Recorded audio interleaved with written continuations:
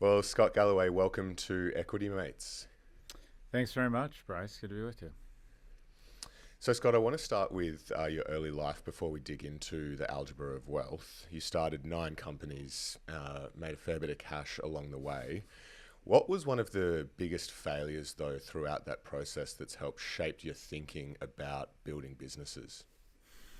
Um, Most of them were personal failures, so I think it wasn't so much as a failure as it was a recognition that I had been, I don't know, should have been more mature, more disciplined. Was when I had my first kid, it was about the time the great financial recession came along, and I had always gone kind of all in on things, and I'd gone all in on my business. It had done well. It had gone public. But I was that guy who borrowed money against his stock to lever up and buy more stock in my company because, I'm awesome and this company's clearly going to the moon. And then when the great financial recession came along, it got hit very hard. And about that time, my first kid had kind of the poor judgment to come marching out of my girlfriend. And I remember being in the delivery room. And I was so faint and nauseous, and they thought it was because I was upset about or squeamish. And it wasn't that at all. It was having a kid was just terrifying for me because I felt like from day one I'd sort of was already failing this kid because I didn't have the economic security that I'd hoped or thought I was going to have. And it just had a different meaning once I had a kid. It was like, wow, I'm failing this kid and I just got here. So that was very kind of pivotal. It was very jolting and very upsetting. But having made all this money, and had I been just a little bit smarter, I would have just been in a much more kind of, secure, comfortable position than I was in. That felt like a failure. So, Scott, when you started those business and you looked across, I guess, the successful ones, one thing we read was the only factor I could identify across successful ones was that I started them in recessions. Yeah. Can you talk to a little bit about, I guess, the luck of timing when it comes to business success? Yeah, so much of it is out of your control. I think 49% is your talent, and about 51% is things outside of your control. So when I got out of business school in 92, it was a recession, and I started a company, and then in that company, profit was successful, and then I started L2 in 2009 in the midst of kind of the height of the recession, and it was successful. When you start a company in a recession, office space is cheap, people are cheap.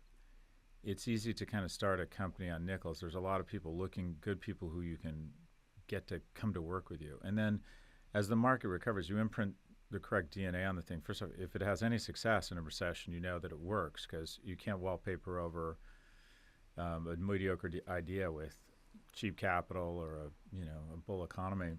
And then if you have something that works and you assemble a good core team, when the economy starts to come back, it's like you have huge sales up and you're ready just to catch those sales. What people don't realize, we haven't had that economy though. If you're not over the age of 40, you've never really been able to start a company in a recession or find. I got New York real estate for like $35 a foot. I could hire my first person I hired at L2, I hired at $20 an hour. That person ended up with 10% of the company, and we sold the company for $160 million. So she did just fine. But I had a very talented, hardworking person at $20 an hour initially. So I found that the DNA of low costs and having to have a good concept from day one because of the recession, and then being positioned well with a concept, already kind of having a running start when the winds came behind you. That I think where you start in the economic side. And then the flip side of that, when I started companies in boom times, it was always easy to raise capital. It was easy to wallpaper over the fact this is not a great idea. Everything was expensive. Mediocre people were expensive. Mediocre technology was expensive. And those companies usually did not do well. But I've found that recessions are actually really good times to start businesses. All right, well, we'll keep note. Watch out for the next recession. Here we if it come. ever happens. If it ever happens, yeah. So before, just to close out, I guess, the entrepreneurship side, if you look back on that period, Scott, would you do anything wildly different if you had the chance? Entrepreneurship is hard. We have a tendency to romanticize entrepreneurship and diminish working for corporations. A big company is usually a great platform for building wealth slowly, getting good experience, meeting good people. What would I do differently? I probably would have. I would have diversified earlier. And took some money off the table. And probably would have been a little kinder. I was always just so hardworking and so focused on my stuff. I didn't really slow down and think about others a lot. But in the several businesses I've started that failed, I'd probably like to have those back. That was a lot of energy. Yeah. That was a lot of brain damage for not a lot of upside. People say you learn from your failures. Oh God. So I have a lot of regrets, but nothing, no real scar tissue, nothing traumatizing. Well, that's probably a good spot to move to the book. You've just released The Algebra of Wealth, a simple formula for financial security. And I've been listening to you for a number of years and sort of, I've heard of a number of elements of this book sort of come together, and it was a great read. So The Algebra of Wealth is focus plus stoicism times time times diversification. So we'll unpack that over the next little while. But Scott, everyone has a different idea on what wealth is. Mm-hmm. So can we start by understanding what wealth is to you? Well, the definition of rich, or my definition, is passive income that's greater than your burn. So I have a close friend who runs a large division at a bulge bracket investment bank and makes between $3 and $7 million a year, depending on the year. In between a 52% tax rate in New York, a master of the universe lifestyle, ex-wife, alimony, home in the Hamptons, I think he spends most or all of it. And He stays up late. I can tell you, just stares at the ceiling, wondering what happens if the music stops. My father, who is 93, turning 94 in August, between his Social Security and his Royal Navy pension, makes $58,000 a year, and he spends $48,000. So he makes $58,000 in passive income. He doesn't have to work, and he spends $48,000. My father throws around nickels like they're manhole covers. He's rich. So passive income that's greater than your burn is rich. And so being rich is not only a function of how much you make, it's how much you can put away such that you can have passive income, and then how much you spend. And once your passive income is greater than what you spend, welcome home, you're rich. So what people usually fail to realize is they focus on how much they earn. It's not. It's how much you've saved, how much passive income that creates over how much you're spending. So if you want to get rich faster, you spend less, you consume less, you save more, and you get to that number faster. But anyways, passive income that's greater than your burn is how I would describe kind of wealth or rich. So we're going to repeat the formula a few times throughout this conversation. So focus plus stoicism times time times diversification. I guess if you can take us into how you thought about building that that formula. Was there anything that got close to making it in and then was left on the cutting room floor?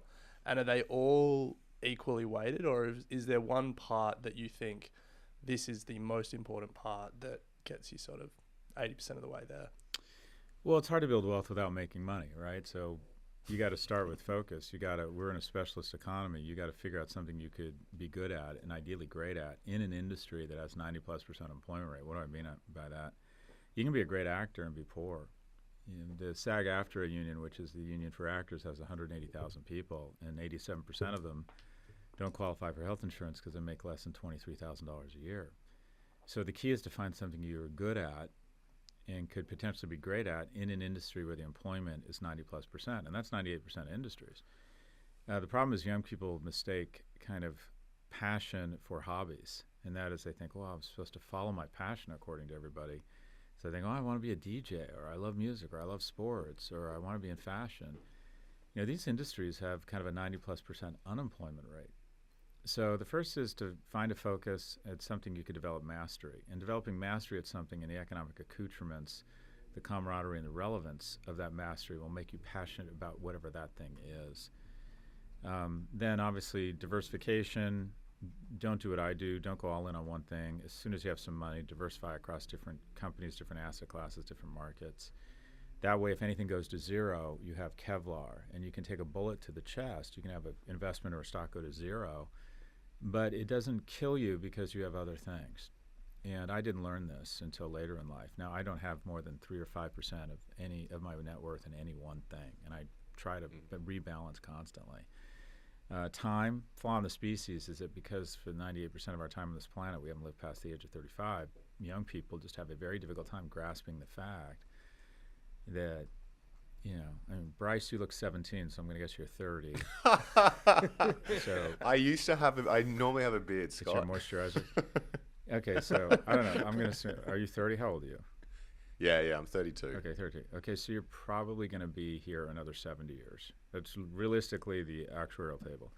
7 years, that's an enormous advantage. You always want to lean into your advantage. And your advantage, you're going to be here for 70 years.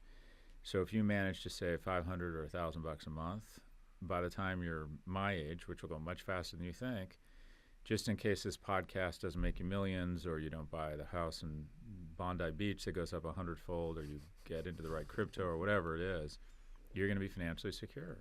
And it takes a little bit of discipline. It takes a lot of maturity, the savings muscle, the discipline. But time is just incredible. The market's gone up 11% per year, the S&P, since 2008. And that sounds boring for a young person, but that means every 21 years you're getting 8x on your investment.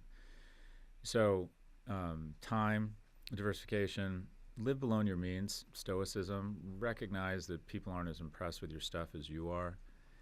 Don't try and impress others. Try and be happy yourself and have some peace of mind knowing you're going to have some financial security. And then, so that's kind of the equation. And then you asked me if there's anything that didn't make it. It's all sort of wrapped in the following, and that is, there's a bit of a myth that wealthy people are bad people, that they light their cigars with $100 bills and they've crawled over other people to get there. Generally speaking, people who are successful are high-character people, because in order to get wealthy, you really have to establish allies along the way. I mean, if you're Kanye and you're a genius, okay, you can be an asshole. Most people are not Kanye.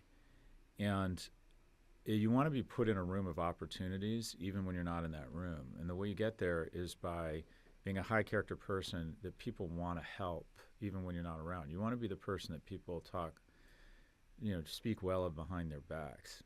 And I think that if you really looked at the, kind of the millionaire next door, he or she is usually someone who is a high-character person, good spouse, good father, good mother, good friend, goes out of the way to help people, is a high integrity person.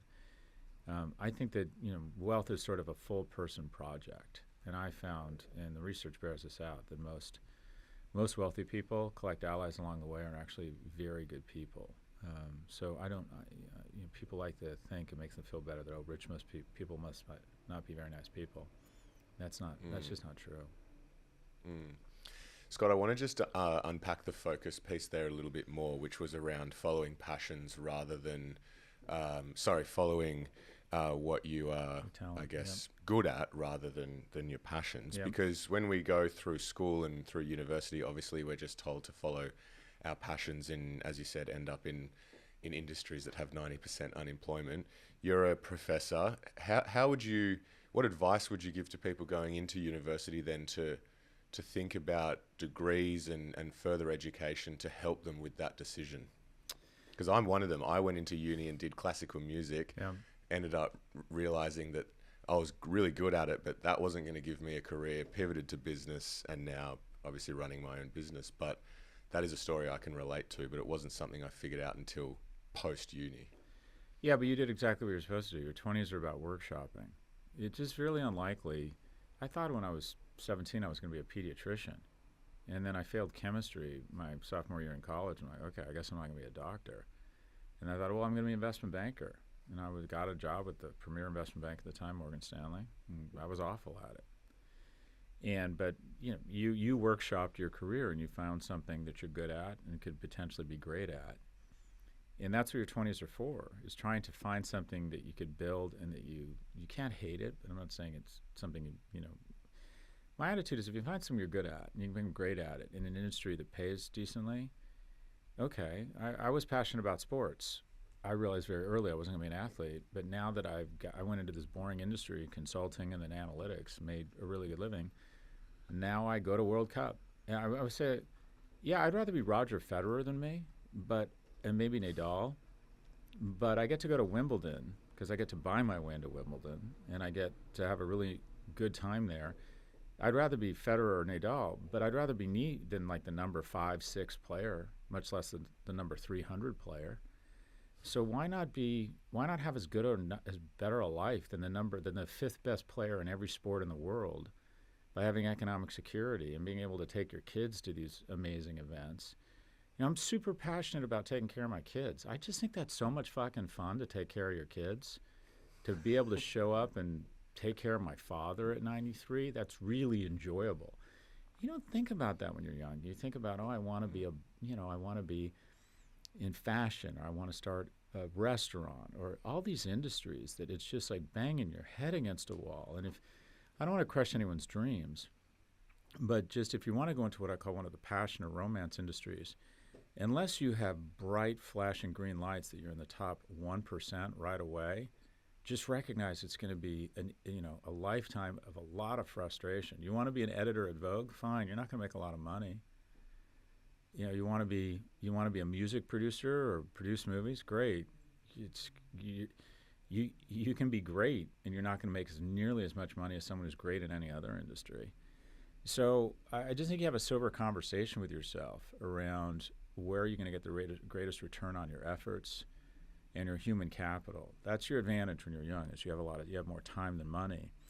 But what I always wanted to get to the point where I had more money than time, such that I could start creating time with money, which you can do. Money is just a transfer of time and work from one entity to another. And now I have a lot of balance in my life. I can do really wonderful things. So unfortunately, in Australia and Canada and every capitalist nation, these nations become more like themselves every year, and that is they become loving, generous places if you have money, and they're rapacious, violent places if you don't. And it's not, this isn't a book about what should be. This is a book about what is and how to navigate the is of our economy.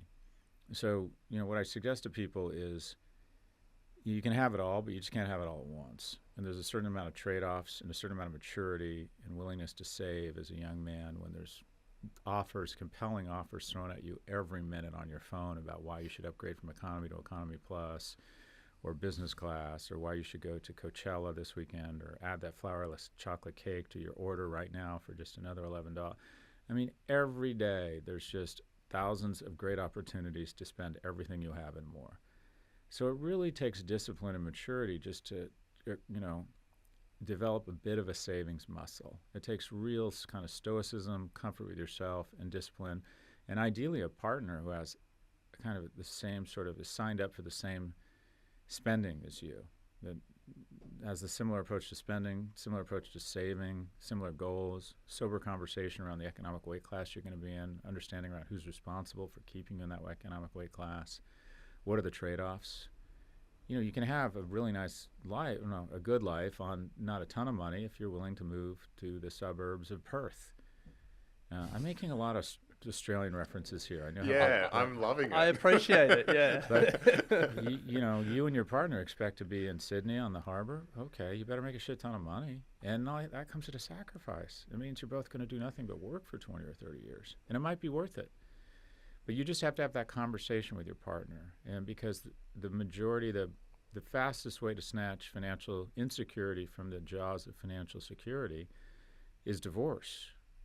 And I speak from experience here. I lost 60% of my net worth overnight because you split all your assets, and then you have 2 households to support, not just one. You become a forced seller of assets, usually at a terrible time, so you lose 60% of your net worth. And unless you're Jeff Bezos, losing 60% just takes a huge toll on you economically. And also professional divorce. Show me a small or medium-sized business that's doing well and then all of a sudden isn't. It's usually that the partners are divorcing from each other and not getting along. So if you want to be wealthy, you need to bring a certain amount of generosity and forgiveness to your personal and your professional relationships, because personal and professional divorce are the most, a lot of hedge funds say we're in the business of not losing money. The way you personally are in the business of not losing money is by maintaining relationships and being a good, forgiving, generous person. Because at some point, there's going to be problems in any partnership, and unless you're willing to forgive, unless you're willing to be generous, you're just not going to have your relationships are going to struggle at some point. I'd love to drill down on that more, Scott, because I think the numbers now are pretty startling. It's something like 50% of marriages end in divorce. And, you've written that the most important economic decision is your partner, which I'm sure is jarring for some people to think about their love life in economic terms. But, as you've explained it, it makes so much sense. But how do people actually, put that into practice? And I guess what are the, aside from, the generosity that you were talking about before and probably having a number of hard conversations early in the relationship. Ask for their bank account. Yeah. How do we actually, I guess, make sure we're aligned values-wise and, goals-wise and the rest? Well, it's hard, but that's not the hardest part. Like sitting down and having an open and honest conversation with a potential mate around that stuff. I remember I was had with my girlfriends whenever I was getting serious. This is how much money I have. This is how much money I spend. This is how much money I'm hoping to have. This is where I want to live. This is my plan. Okay, your turn. And just I think it made us feel closer. If it's the right partner. The hard part is finding a great partner that's high character and wants to be successful and takes a team approach, and you're on the same page. And that's just, it's not only important for building wealth, but it makes the journey and the destination so much more rewarding. One of the nicest things about my relationship, we met when neither of us had money, and now we do, and we built it together. In addition, with the exception of our kids, it's the thing we're most proud of that we built together. It's just very bonding and rewarding that we built this together, and we both sacrificed and we both worked hard, and it's paid off for us. And the way you find a high character person is through rejection, and that is, if you want to score above or punch above your weight class professionally and personally, it's rejection, or specifically the willingness to endure rejection. Only 1 in 7 businesses succeeds. So I started 9. I'm kind of 2, 3, and 4. I've had 4 businesses get most of their money back. I've had 3 businesses crash into a wall and a fiery ball of disaster, and I've had 2 wins. But all you need is 1, and 2, that's a lot. I've also endured a lot of rejection from women, and it's been upsetting, humiliating at the time. But the reason I'm with someone who's of such great character and is more interesting and definitely much hotter than me is I wasn't scared to keep trying. And I think you need to figure out a practice such that every morning, whether it's working out, hanging out with people that lift you up, meditation, whatever it is, so it's how you can look in the mirror and kind of honestly say to yourself over and over and agree or convince yourself that you are the answer to a firm's problems. You bring unique talent to the economy and you can make money. And 2, that you can absolutely, find what I'll call real joy, or you can, find someone who you're going to have a great relationship with. I think that, you need to believe that stuff. You need to say it over and over, and that you're worthy of someone's love and that you could make someone really happy, and that you should approach strangers and express romantic interest because you could make their life really wonderful. And the story I always tell, I met the mother of my children at the pool at the Raleigh Hotel, and I walked up to her in the heat of the midday sun without the benefit of alcohol and introduced myself. And I could have so easily left. I remember I walked in, I saw her, and I thought, I promised myself I was going to speak to this woman before I left the pool. And it was the pool at the Raleigh Hotel. And I literally was walking out. I'm like, oh God, it would just be so much. It's embarrassing and hard to walk up to a strange person. She was with another woman and a guy. Like, I didn't know what was going on, right?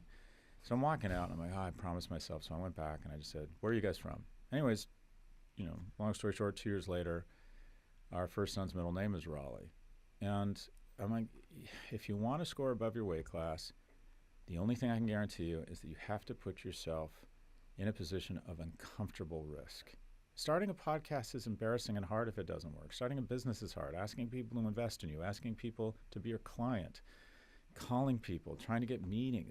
It's embarrassing and it's hard, and you're risking public failure. And then trying to find a mate who brings a lot of character and is someone you're really attracted to and is an interesting person.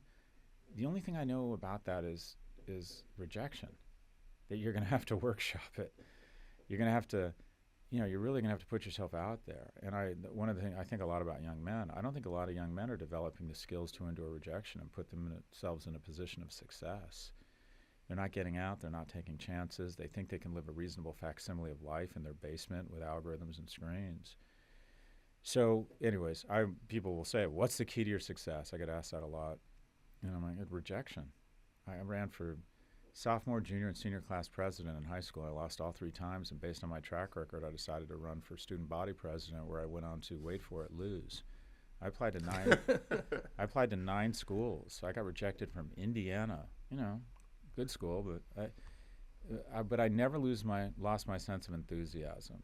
I love what Churchill said: the key to success is your ability to move through failure without losing your sense of enthusiasm, the ability to mourn and move on. I've been shot in the face professionally and personally, so I took some time to mourn, twist the legs off my Barbie dolls, kick the dog, whatever it is, and then I got back up and I started, trying to start new businesses, trying to meet new people, whatever it be. So resilience, the willingness to get back up and get back on the horse, so to speak. Love that, Scott. I want to turn to the diversification and investing part of the formula. And in the book, you talk about a number of different asset classes, and I know personally as well, you invest across a variety of asset classes, some of which aren't readily accessible to the retail investor. Yeah. So what's the optimal portfolio setup following, if you were to follow the algebra of wealth formula? Low-cost index funds. I mean, everybody has an advantage. Everyone has an advantage. My advantage is, after working for 30 years in the corporate world and establishing a lot of relationships in the technology community and in the corporate world, I can call a CEO, almost any CEO, and they may or may not have heard of me, but oftentimes they have, ask for a lunch, and then say, oh, you're going public. Here's the 3 things I would try and communicate in your roadshow, or these are the 2 things I think your company should be focused on. And this is what I've done for a living. And sometimes they'll meet with me. Most times they won't, but sometimes they will. And then they'll usually ask me what they can do for me, and I'll say I'm on the IPO. That is a privileged position. I'm leaning into my advantage. Bryce, you have advantage. We talked about it earlier. You have time. You don't need to be a hero. You don't need to find the needle in the haystack. You can buy the whole haystack. And by showing a little bit of discipline and putting some money away, I mean, there's this great stat. I carry an iPhone. My assistant always buys me the brand new iPhone, right? And because I'm a narcissist and I like to communicate to the world that their kids are more likely to survive if they mate with me because I have an iPhone. When you have an Android phone, you're kind of communicating to the world that life really hasn't panned out the way you'd hoped. And but someone did the analysis. If I had taken all the money I'd spent on every iPhone, it's like 26 grand or something since the first iPhone came out, and instead I got a free phone. You can get free phones now with a phone contract. And I invested that money in Apple, I'd have $2.5 million. Wow. So just some small decisions, I spend $7 a day on coffee. I'm going to make my own coffee. I'm going to round up using an Acorns investing app and round up to the nearest dollar such that I can save $200, $300, $500 a month. At your age, which is your advantage, you have a lot of time, you can get there. And then people say, well, I'm in my 40s. Is it too late for me? Am I just kind of screwed? I'm like, well, are you single? Do you have a lot of kids? Are you tied any place? No. Okay, that's your advantage. Figure out a way to make some money. Would you work remotely? Yeah, I work remotely. I'm in customer service, or I do temporary staffing, whatever. Okay, that's an advantage.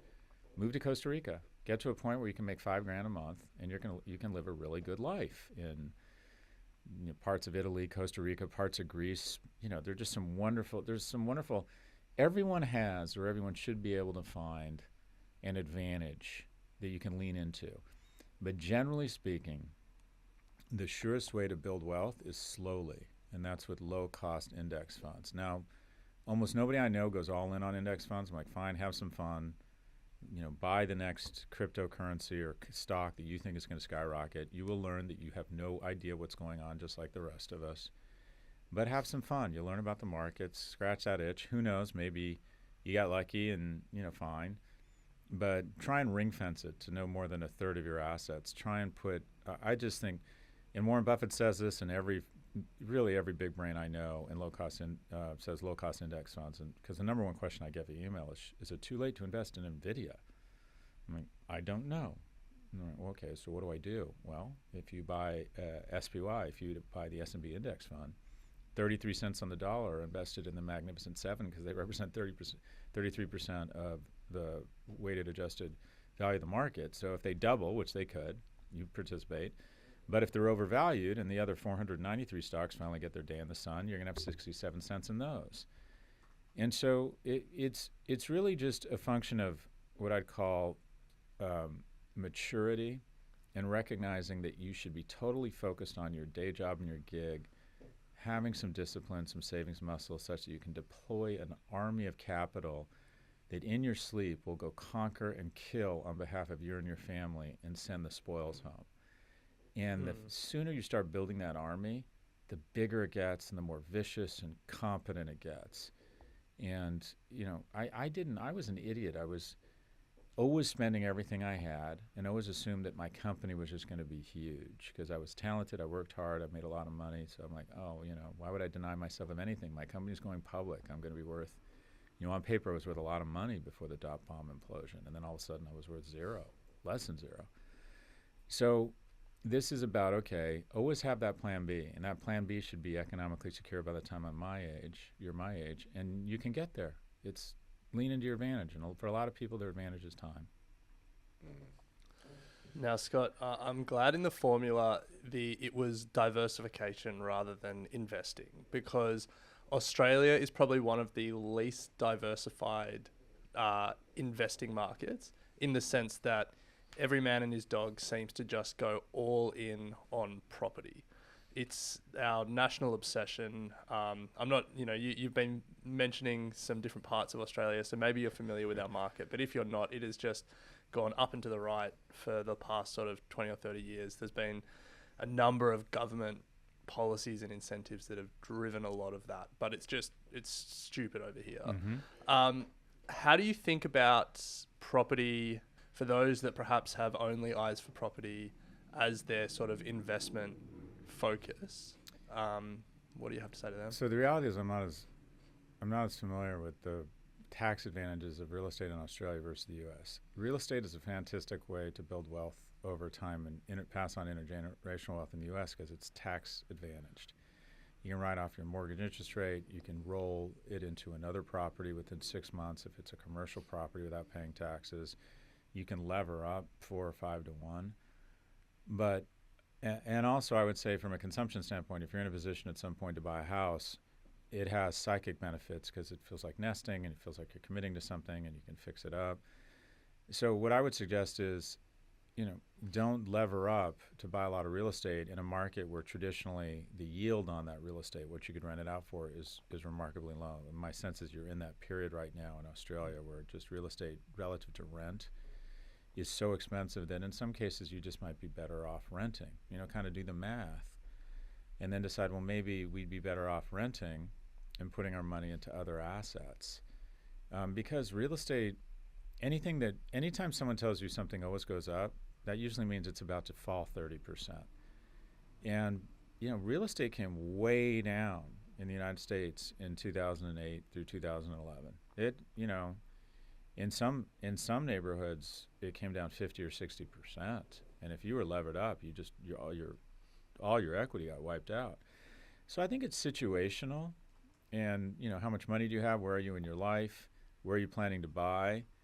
But if it's I'm going to have to spend 50% of my pre-tax income on a mortgage and really lever up, and I'm buying at what feels like kind of a historical high in terms of the yield, you know, you may want to think about speaking to some people who are smart and say, should I maybe rent and take some money and put it in other assets until maybe the market rationalizes, or I have enough money that I can think of a house as consumption as opposed to an investment.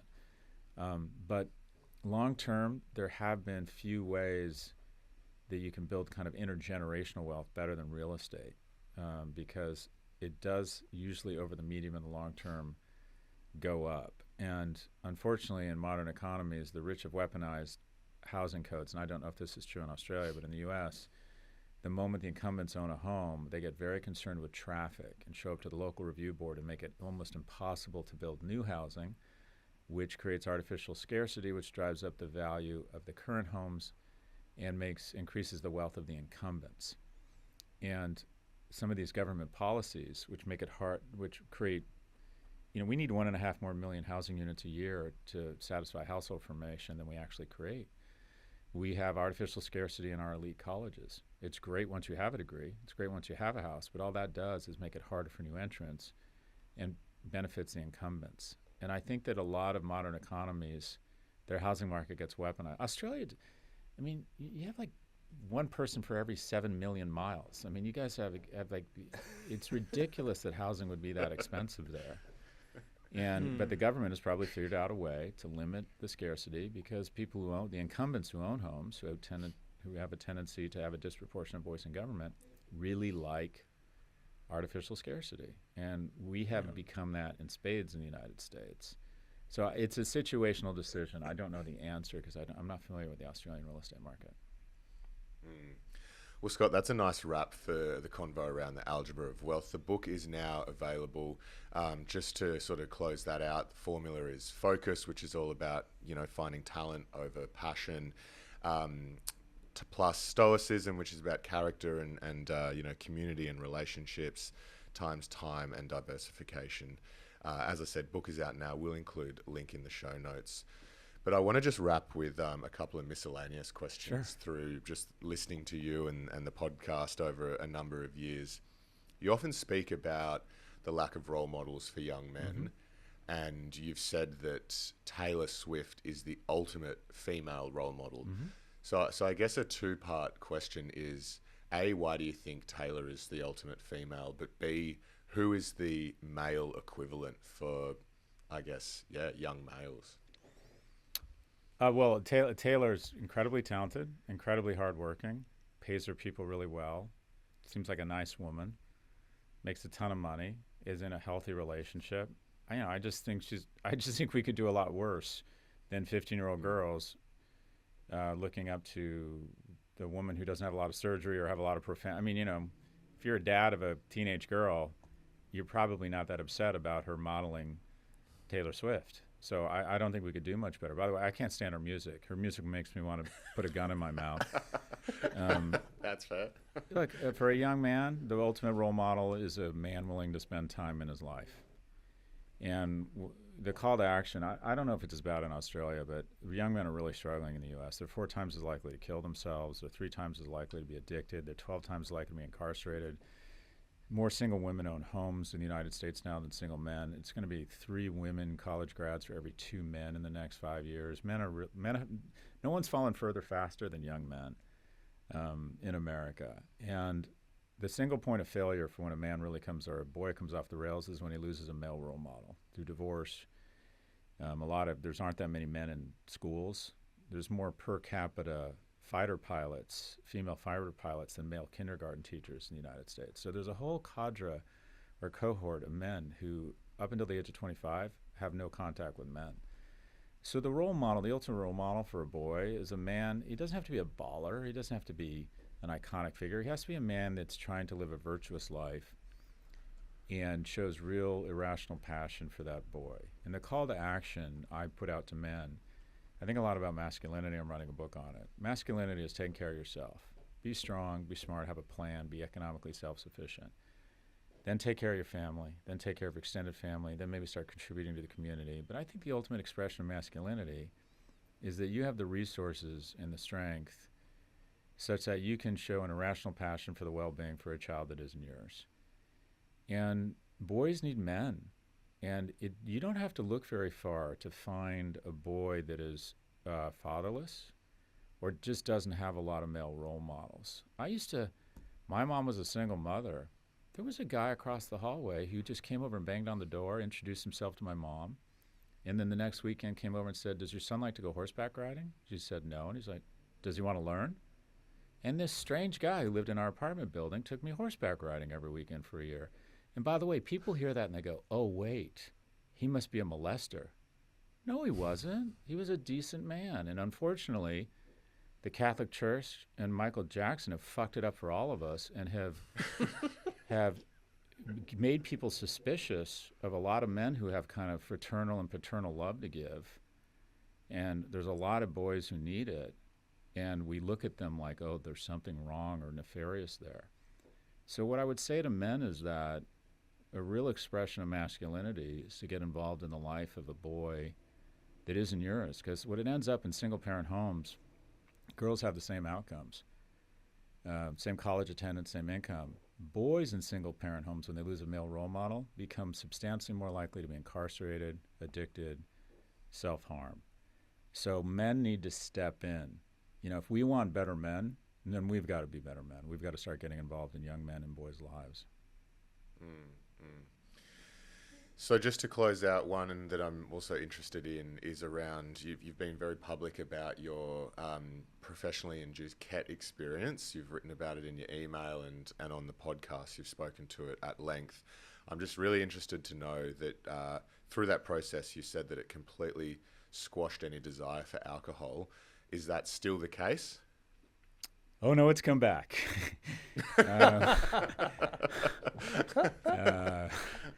It'd be a better story if I never drank again. Yeah, that's kind of toddled back, but not as much. It was really weird. I think every year I pick a technology of the year. In 2022, I said the technology for 23 was going to be AI, and that wasn't that provocative. But in late 23, I said the technology for 24 was going to be GLP-1 drugs. And GLP-1 drugs just basically turn off some signal in your brain saying you don't need this. It's like scaffolding on your instincts. And not only does it reduce your desire for food, it reduces your desire for alcohol. You know, people on GLP-1 drugs are biting their nails less. They think it might even serve as a therapy for social media addiction. It strikes me there's probably something in the ketamine therapy that's similar to GLP-1 where it just told my brain, like for a couple of weeks, I didn't like the smell of alcohol.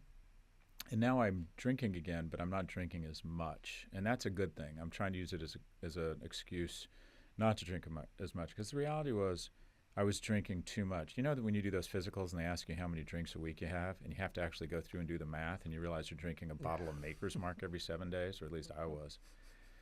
You know, you get to a point, like, Bryce, your liver can handle that. At some point, debatable, but yeah. Well, okay, but for me now, when I drink that much, the next day I feel like I've had chemotherapy. It just really hits me hard.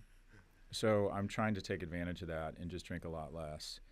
And by the way, I love edibles. I love THC, but I'm trying to really substantially reduce the alcohol intake. Because if you listen to, you know, Huberman or Peter Attia, you know, all these kind of health gurus, they've sort of like declared war on alcohol. And unfortunately, I think they're probably right that the technology is pretty primitive. So I'm back to drinking, but I'm drinking substantially less. I'm probably drinking 50 or 60% less than I was kind of pre-ketamine. Wow. Nice.